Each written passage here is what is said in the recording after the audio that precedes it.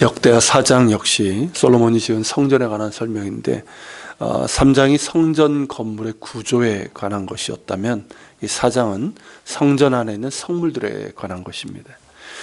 성전 건물 안에는 이제 그 건물 앞이죠. 건물 앞에는 이제 번제단, 그리고 바다라고 부르는 커다란 물탱크, 그리고 물두멍, 그리고 성전 건물 안에는 이제 등잔대와 진설병을 올려놓는 상, 그리고 분향단이 있었고요. 그 외에 이제 집기들이 있었죠. 그리고 지성소 안에는 이제 언약궤가 있었고요. 이들 이제 성물들이 갖고 있는 용도와 의미를 본다면 이 성전의 구조와 더불어서 성물들은 모두 하나님의 임재와 하나님 앞에 인간이 나갈 때 어떠해야 하는지를 보여준다 하겠습니다. 성전은 이전에 있던 성막을 모델로 한 것이기 때문에, 그래서 이제 성막의 구조와 성물들의 의미를 알면 자연스럽게 이 성전에 대해서도 우리가 이해하게 되는데요. 그리고 동시에 이제 성막은, 물론 이 성전도 궁극적으로는 예수 그리스도를 상징합니다. 그 하나하나가 예수 그리스도와 그리스도께서 이루신 일들을 나타내고 있고, 예수님 자신이 성막이요 성전이십니다. 자, 성막은 거룩하신 하나님께서 죄인들이 거주하시는 곳 한복판에 임하시는 겁니다. 이게 단순히 어떤 종교적인 건물이 아니에요.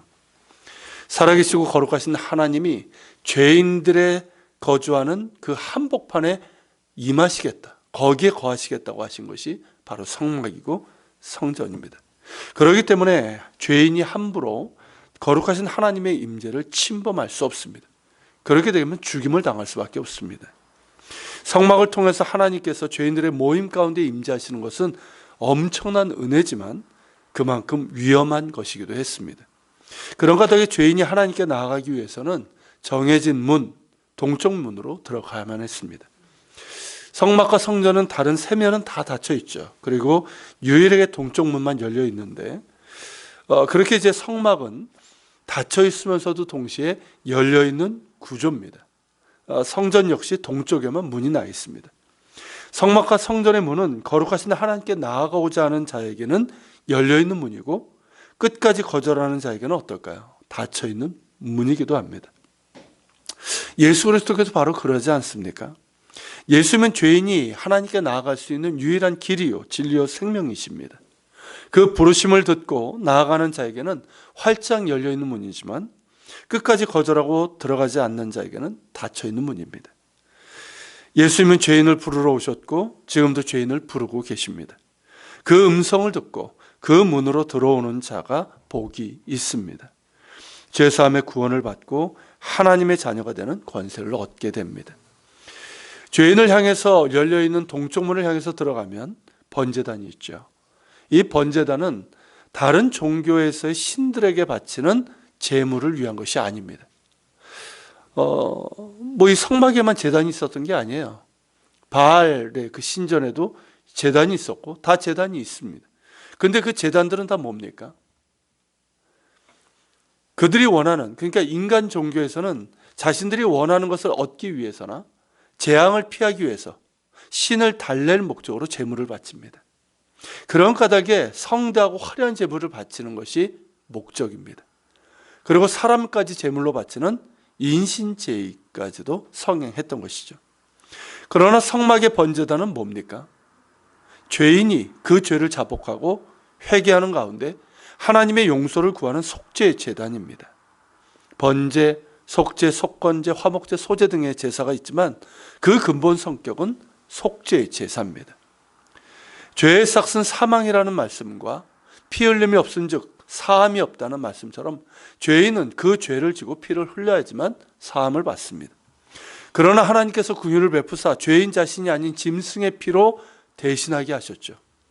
죄인은 자신의 죄를 짐승에게 전가하고 그 짐승이 자신을 대신해서 피 흘리고 속죄 제물로 드려지게 됩니다. 그래서 대속의 제사라고 하는 것이죠. 그렇게 속죄의 제사를 드릴 때 하나님의 용서가 임하게 됩니다. 이것이 성막 제사, 그리고 성전도 마찬가지고요. 이 성막 제사의 본질이고 의미입니다. 성전의 경우는 그 규모가 성막보다 훨씬 크고, 그리고 국가적인 성격을 가지고 있어서 번제단의 크기가 성막의 것보다 훨씬 컸지만 속죄의 제사라는 점에서는 동일합니다.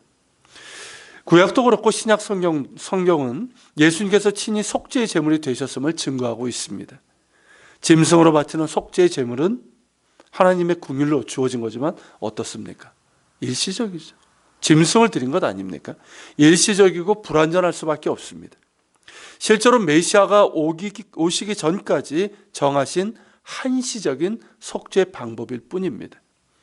메시아 예수께서 친히 속죄의 제물이 되셔서 우리 모든 죄인들의 죄를 짊어지시고 하나님의 진노의 심판을 받으셨습니다.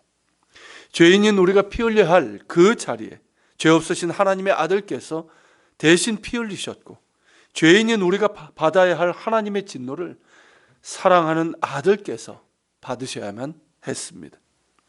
그렇게 친히 속죄 제물이 되심으로 죄인된 우리들의 죄를 속죄하시는 그 일을 다 이루셨습니다. 예수께서 마지막 하신 말이 뭡니까? 다 이루셨다라고 하셨죠. 바로 그 의미예요. 완전한 속죄이며 나의 죄를 회개하고 십자가에 달리신 예수 그리스도를 나의 구주로 영접하는 자에게 주어지는 완전한 구원입니다. 더 이상의 피 흘림이 필요 없습니다. 그 모든 것을 예수께서 다 이루셨습니다. 그런 까닭에 영단번의 제사라고 하는 것입니다. 우리는 다만 예수님께서 십자가에 이루신 의를 바라보며 회개함으로 나아가면 되는 것입니다. 예수님께서 십자가에서 이루신 완전하고 영원하신 속죄와 의로 인해서 우리가 죄사함을 받고 하나님 앞에 의롭다함을 받게 된 것입니다. 나의 의가 아니라 그리스도의 의로 인해서 내가 의롭다함을 받은 것입니다. 그러므로 우리가 끝까지 붙잡아야 할 것은 그리스도의 의입니다. 예수께서 이루신 그 의로 내가 죄사함을 받고 구원받았습니다. 예수께서 이루신 의로 내가 의롭다함을 받았습니다. 그러므로 자랑할 것도 없고, 자랑한다면 오직 예수 그리스도의 의요 은혜일 뿐인 것입니다. 나의 연약함과 넘어짐에도 불구하고 예수 그리스도를 바라볼 때 나는 여전히 의롭다함을 받은 존재임을 확인하게 됩니다. 여전히 연약하고 뿌리 깊은 죄성과 욕심으로 인해서 넘어지기도 하지만 그럼에도 나는 여전히 사랑받는 존재입니다. 왜일까요? 그 아들을 아끼지 않으시고 우리에게 내어주신 하나님의 사랑이 예수 그리스도의 의이기 때문입니다. 그 의를 붙잡고 다시 일어섭니다. 그 의에 의지해서 회개하며 마음을 새롭게 함으로 변화를 받아 다시 하나님의 사람으로 살아갈 힘을 얻게 됩니다. 그 의에 의지하여 믿음으로 행하고 소망 가운데 즐거워하며 사랑함으로 예수님을 닮아가는 삶을 살아가게 됩니다. 그리고 그 의에 의지하여 죄인된 우리가 감히 거룩하신 하나님의 은혜 보좌 앞으로 나아가게 됩니다. 즉 대제사장조차도 두려움 가운데 나아갈 수 없었던 지성소로 나아가는 것이죠. 우리에게 있는 큰 대제사장이신 예수 그리스도를 의지하여 우리는 담대히 궁휼하심과 때를 따라 돕는 은혜를 얻기 위하여 지성소로 곧 하나님의 은혜의 보좌 앞으로 나아갑니다. 이 얼마나 큰 은혜인지요. 우리가 이 성막과 성전에 대해서 알면 이것이 얼마나 큰 은혜인지를 알게 됩니다. 죄인된 우리가 대제사장조차도 함부로 나아갈 수 없었던 그 은혜의 보좌 앞으로 담대히 언제든지 나아갈 수 있게 된 것 아닙니까? 정말 놀라운 은혜요. Amazing Grace입니다. 이것이 바로 예수님께서 이루신 의입니다. 내가 한 것이 있습니까? 이 과정에서 내가 한 것이 있을까요? 우리가 한 것이 있을까요? 내가 무엇을 한들 이것이 가능하겠습니까? 내가 선하게 한들, 정말 내 모든 것을, 내 목숨을 내어준다 한들 이것이 가능할까요? 무엇은 한들 소용없고 내가 한 것은 아무것도 없습니다. 오직 예수께서 한 것이며 이 모든 것이 예수께서 이루신 의입니다. 그러기에 그 일을 붙잡는 자는 이렇게 고백하게 됩니다. 나의 나 된 것은 오직 하나님의 은혜로 된 것이라. 사도 바울의 고백이죠. 예수 그리스도께서 이루신 의, 곧 하나님의 은혜만이 나를 나되게 합니다. 죄인된 내가 의롭다함을 받고 이기적이고 탐욕스럽고 교만하기 짝이 없는 내가 그리스도의 사랑을 알고 겸손히 주를 따르며 예수 닮아가는 사람이 될 수 있는 것이죠.